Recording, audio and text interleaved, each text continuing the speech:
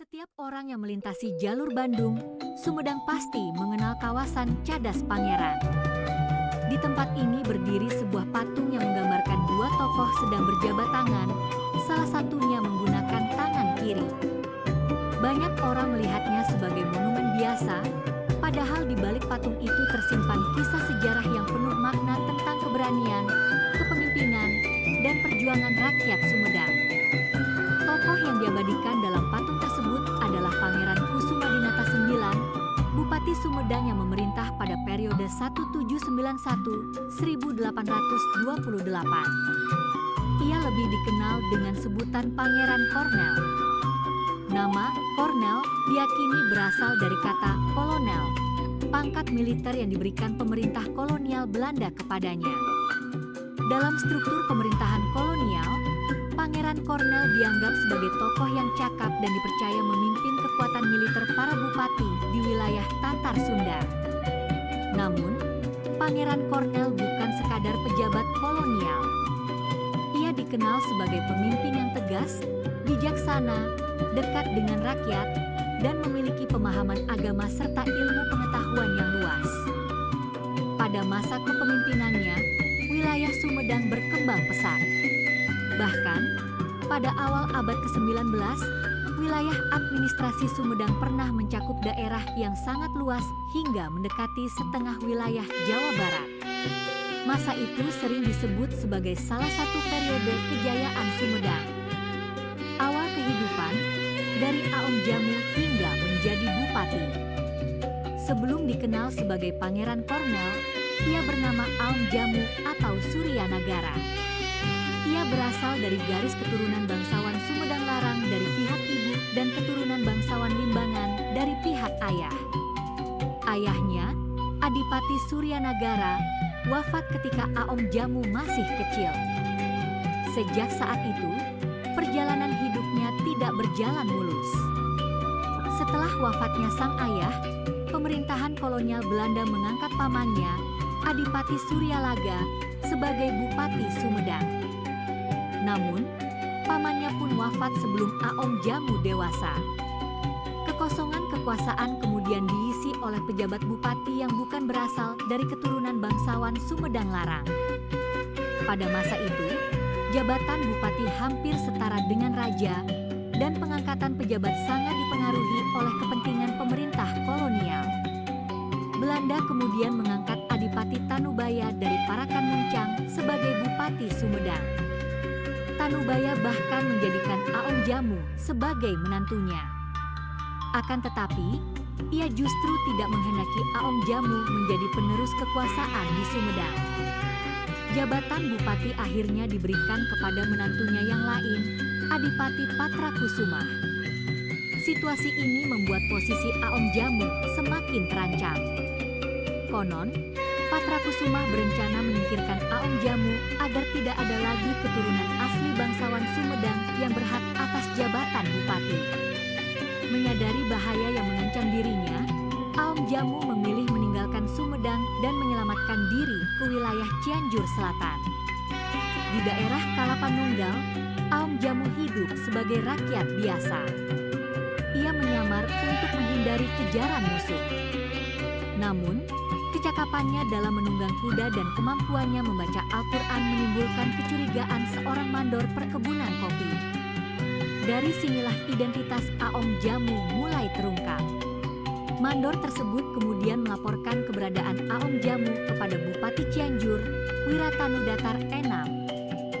Sang bupati pun mengirim utusan untuk menyelamatkan Aom Jamu. Di Cianjur, Aom Jamu dijodohkan dengan Nimas Lenggang Kusumah, Putri Rangga Gede dari Cikalong Wetan. Setelah itu, ia dipercaya memimpin wilayah Cikalong Wetan sebagai wedana. Selama tinggal di Cianjur, Aom Jamu memperdalam ilmu agama dan seni bela diri Maempo. Popularitasnya sebagai pemimpin yang cakap dan religius semakin dikenal. Ketika situasi politik di Sumedang mulai stabil, Aom Jamu kembali dan diangkat menjadi Patih Sumedang. Berkat kecakapannya, pada tahun 1791 ia resmi diangkat sebagai Bupati Sumedang dengan gelar Tumenggung Suryanagara, yang kemudian berganti menjadi Pangeran Kusumadinata IX. Kepemimpinan yang dekat dengan rakyat. Sebagai bupati, Pangeran Cornell dikenal sebagai pemimpin yang sederhana dan tidak memanfaatkan jabatan untuk kepentingan pribadi. Ia sering turun langsung ke masyarakat untuk melihat kondisi rakyatnya. Banyak wilayah hutan di Sumedang yang kemudian berkembang menjadi daerah permukiman dan pertanian pada masa kepemimpinannya. Ia juga memainkan peran penting dalam meredam pemberontakan Bagus Rangin yang terjadi di wilayah Cirebon dan sekitarnya. Pemberontakan ini dipicu oleh ketidakadilan sistem kolonial, termasuk praktik tanah partikelir yang menindas rakyat. Pangeran Cornell memimpin pasukan bersama para bupati di wilayah Priangan untuk meredam konflik yang semakin meluas. Meski ikut menumpas pemberontakan, Pangeran Cornell tidak menutup mata terhadap penderitaan rakyat. Setelah konflik mereda, ia justru mengkritik kebijakan kolonial yang tidak adil. Sikap ini menunjukkan bahwa loyalitasnya kepada pemerintah kolonial tidak menghapus keberpihakannya kepada masyarakat. Peristiwa bersejarah di Cadas Pangeran. Kisah paling terkenal tentang Pangeran Cornell terjadi saat pembangunan Jalan Raya Pos Anyer, Panarukan, proyek ambisius yang diperintahkan Gubernur Jenderal Herman Willem Daendels. Ketika proyek ini memasuki wilayah Sumedang, para pekerja dihadapkan pada medan yang sangat berat, tebing batu cadas yang keras dan curam. Rakyat dipaksa bekerja dengan peralatan sederhana seperti cangkul dan linggis. Berbulan-bulan pengerjaan dilakukan, tetapi hasilnya minim. Bukan karena malas, melainkan karena kondisi alam yang nyaris mustahil ditembus dengan alat tradisional. Daendels, yang terkenal keras dan pemarah, datang langsung ke Sumedang untuk meninjau proyek. Ia marah karena pekerjaan dianggap lambat. Namun, Pangeran Cornell tidak gentar. Ia menyambut Daendels dengan sikap yang tidak biasa. Tangan kanan tetap memegang keris sebagai simbol kehormatan dan kesiapan, sementara tangan kiri disodorkan untuk berjabat tangan. Sikap itu membuat Daendels terkejut.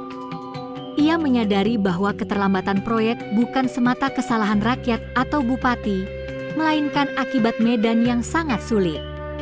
Setelah mendengar penjelasan Pangeran Cornell, Daendels akhirnya memahami situasi dan mengirim pasukan Zeni untuk membantu memecah batu cadas dengan bahan peledak.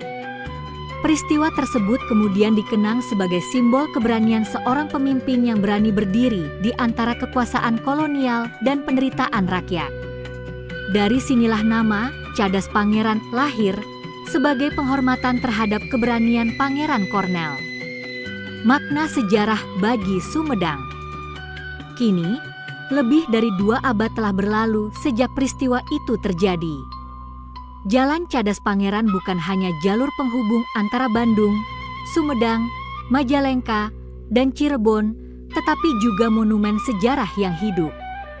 Kisah Pangeran Cornell mengajarkan bahwa kepemimpinan bukan sekadar jabatan, melainkan keberanian untuk membela rakyat, kebijaksanaan dalam mengambil keputusan, serta keteguhan dalam menjaga martabat.